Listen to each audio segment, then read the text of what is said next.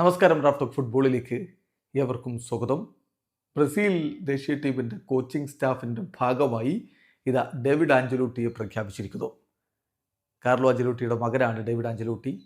അദ്ദേഹം റയൽ മാഡ്രിഡിൽ പിതാവ് ആഞ്ചലോട്ടിയുടെ വലങ്കൈയായിട്ട് പ്രവർത്തിച്ചിരുന്നയാളാണ്. പക്ഷേ കാർലോ ബ്രസീലിലേക്ക് വന്നപ്പോൾ ഡേവിഡ് ആഞ്ചലോട്ടി കൂടെ വന്നിട്ടുണ്ടായിരുന്നില്ല. അദ്ദേഹം സ്വതന്ത്ര കോച്ചായി മാറാനുള്ള ശ്രമങ്ങളിലായിരുന്നു.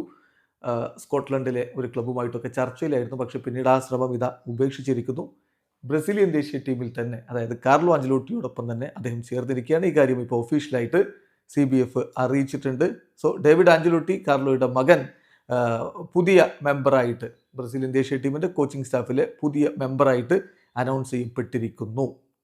ഇപ്പം ബ്രസീലിയൻ ദേശീയ ടീം കാർലോയുടെ കീഴിലുള്ള ആദ്യ മത്സരം കളിച്ചു കഴിഞ്ഞു. ഇക്വഡോറിനെതിരെ കളി സമനിലയായിരുന്നു.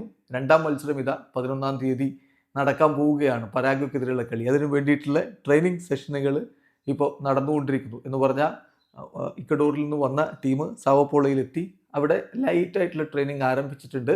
അതിൽ ഇക്വഡോറിനെതിരെ സ്റ്റാർട്ട് ചെയ്യാത്ത താരങ്ങളാണ് ട്രെയിനിങ് നടത്തിയിട്ടുള്ളത്. റാഫിഞ്ഞയും കൂടെ ഉണ്ടായിരുന്നു.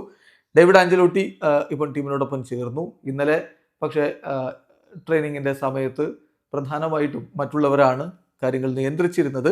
കാർലോ ആഞ്ചലോട്ടി ഒരു ചെറിയ വീക്ഷണം മാത്രമാണ് നടത്തിയിരുന്നത്. കാരണം പ്രധാനപ്പെട്ട താരങ്ങളൊക്കെ പുറത്തിരിക്കുന്ന ഒരു ഘട്ടമാണല്ലോ. അതായത് ഇന്നലെ ട്രെയിനിങ് നടത്തിയിട്ടില്ല, അവർക്ക് വിശ്രമമാണ്. അപ്പം ഇന്നത്തോടുകൂടി പൂർണ്ണ സജ്ജമായിട്ട് ട്രെയിനിങ് വീണ്ടും പുരോഗമിക്കുകയും ചെയ്യും. ഇമ്പോർട്ടൻ്റ് ആയിട്ടുള്ളൊരു മത്സരമാണ് വരാൻ പോകുന്നത്. പരാഗ്വയ്ക്കെതിരെ വിജയിച്ചു കഴിഞ്ഞാൽ ഒരു പക്ഷേ വേൾഡ് കപ്പ് ക്വാളിഫിക്കേഷൻ പോലും ഉറപ്പിക്കാൻ പറ്റും. അതുകൊണ്ട് തന്നെ വളരെ ഇമ്പോർട്ടൻ്റ് ആണ്. ഇപ്പോൾ 22 പോയിന്റുമായിട്ടാണ് ബ്രസീൽ സൗത്ത് അമേരിക്കൻ മേഖല വേൾഡ് കപ്പ് ക്വാളിഫയറിൽ 4-ാം സ്ഥാനത്ത് നിൽക്കുന്നത്. ബ്രസീൽ വേഴ്സസ് പരാഗ്വേ മത്സരം ജൂൺ 11 പുലർച്ചെ 6:15. അത് ആ ഒരു ടീമിൽ കാർലോ ആഞ്ചലോട്ടിയോടൊപ്പം ബ്രസീലിൻ്റെ ടെക്നിക്കൽ കാര്യങ്ങൾ നിയന്ത്രിക്കാൻ ഡേവിഡ് ആഞ്ചലോട്ടിയും ഉണ്ടാകും. വീഡിയോ അവസാനിക്കുന്നു. ഫുട്ബോൾ ലോകത്തെ കൂടുതൽ വിശേഷങ്ങളുമായി റാഫ് ടോക്സ് എത്താം.